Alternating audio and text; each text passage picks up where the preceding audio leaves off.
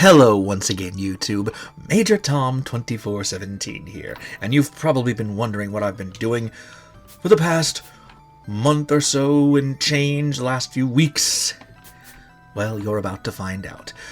Because around this time every year, well, around a month ago every year, since 2018 or 2019, I forget which, I embark upon what I like to call a seasonal gaming challenge, in which I play one or more games of the electronic variety, computer, video, etc., that I have never played or haven't beaten yet, and I beat them. It's that simple.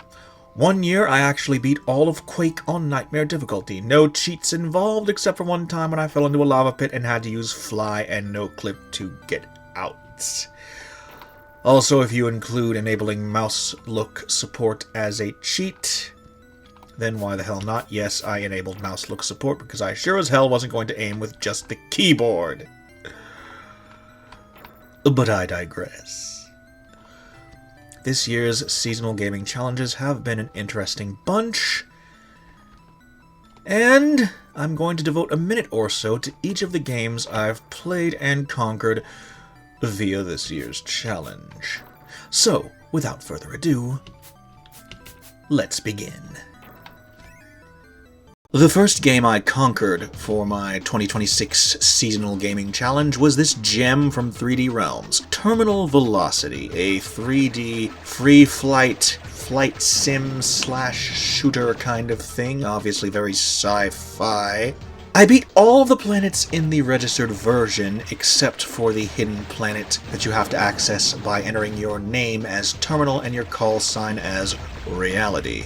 Other than that, I did in fact conquer the entire game. Now, when I say free flight, I don't mean that it's going to make you as motion sick as Descent did with a lot of people. It is still kind of disorienting, especially when you get to the parts where you have to fly through tunnels.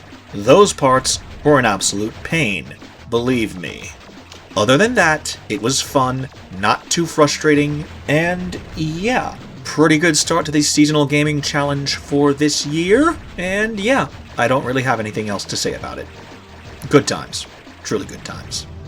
And the second game I beat for this year's Seasonal Gaming Challenge, Marathon Infinity, via the LF1 source port. I beat the other two games before the Seasonal Challenge started, so that was a bit of a non-issue. Fun fact about the LF1 source port, jumping has to be enabled by a cheat. For someone who was raised on the Build Engine family of games, having to enable jumping via a cheat was kind of annoying, but other than that, well, this one was actually the most frustrating that I've played during this year's Seasonal Gaming Challenge. But I did triumph. I even beat the Vidmaster hidden levels, accessed via the final level. So yeah, pretty interesting, pretty frustrating, but just like with all the other games on this list, except for the last one, I did conquer it. Fun! And next on the Seasonal Gaming Challenge list, Nocturne. I last covered this one during one of my Spooktober video series, although not Spooktober 2025, Arcade of Evil. Did anyone else miss that? I know I didn't. Anyway, the joke of me doing the lean into the mic and Arcade of Evil thing, not the entire series. Anyway, I last covered Nocturne during Spooktober 2024, I think it was, and the video resolution that time was completely horrible. Utter trash. I've corrected that problem this time, but the other problem that I ran into while playing Nocturne was the fact that the guide that I was using from Game FAQs was a little bit inaccurate. Not completely wrong, but there were parts during the final chapter of the game that melded rooms together, and one part of the guide for the second part of the final stage said that a door would automatically open. What it actually meant was that you had to cross the room and go open it yourself. So yeah. But I did play the game through to completion. I beat all 4 chapters and went through the epilogue, which is probably one of the most depressing sequel hooks ever in a video game.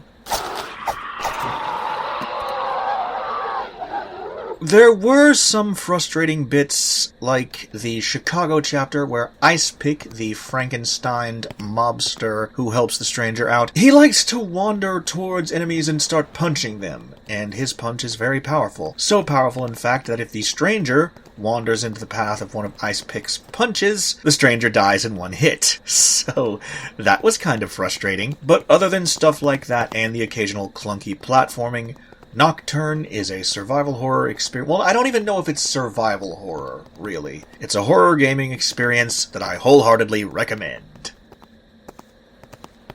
And the next title on the Seasonal Gaming Challenge list that I conquered was GEX.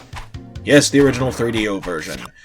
I actually have the 3DO Games Secrets Book 2 right next to me, which I used to get through this entire game. So that was pretty hilarious.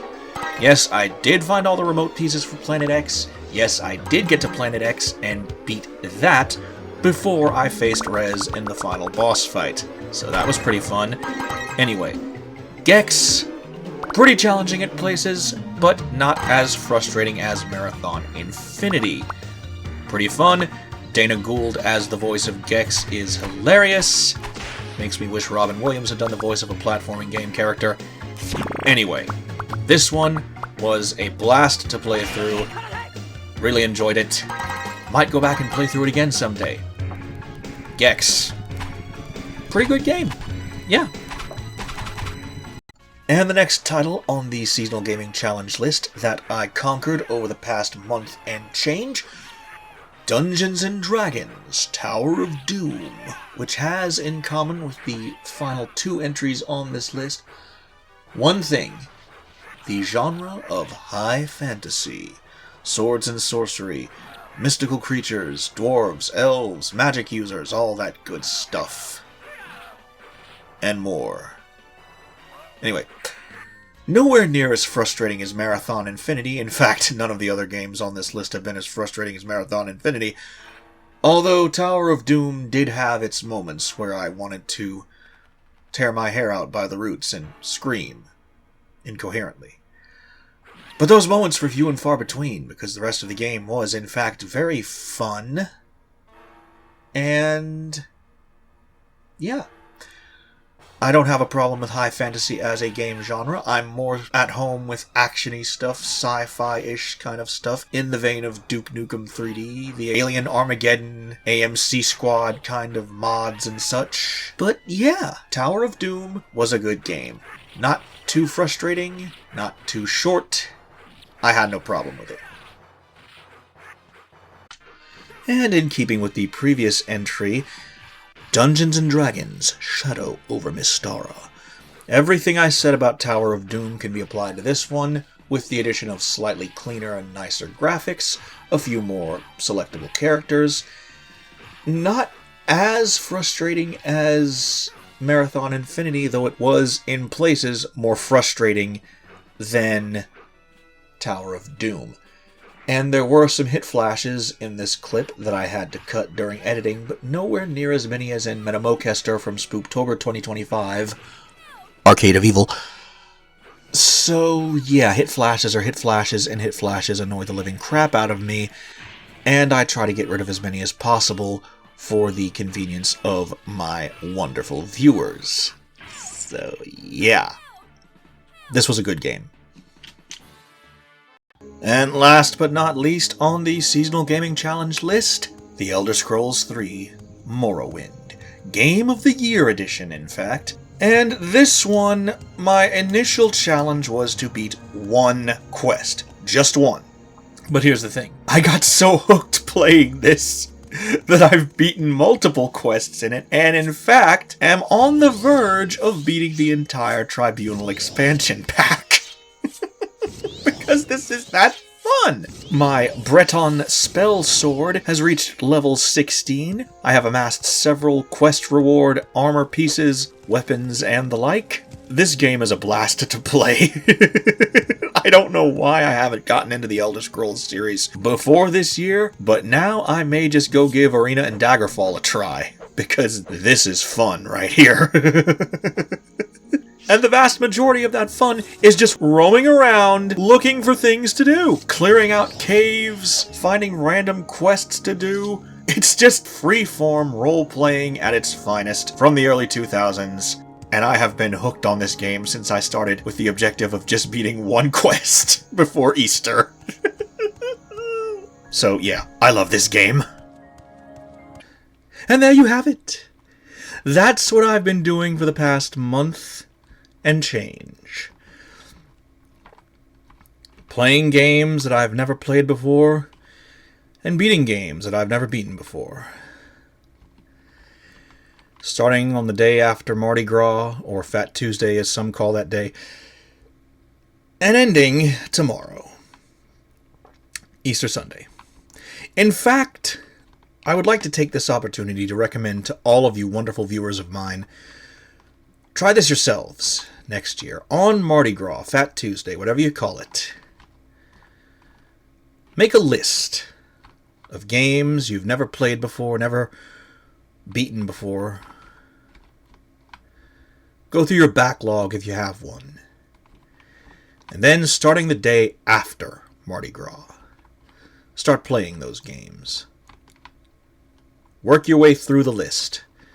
Try to beat as many of them as possible. Set restrictions on yourself if you have to. Don't use cheats. Only use cheats if you must. That kind of thing. But try the Seasonal Gaming Challenge for yourselves. You might even clear out that backlog of games. And you may very well have a lot of fun doing it. So, yeah. And hey, like me with Morrowind, you might discover a game you'd never have played before, but that becomes your new pastime. And with that, I think that'll bring this video to a close. This is MajorTom 2417, hoping that you've all been enjoying this latest video of mine after a month and change of absence. I thank you all so very much for liking, watching, commenting, and subscribing. And as always, stay tuned for more. Once again, this is MajorTom 2417, signing out. Ooh.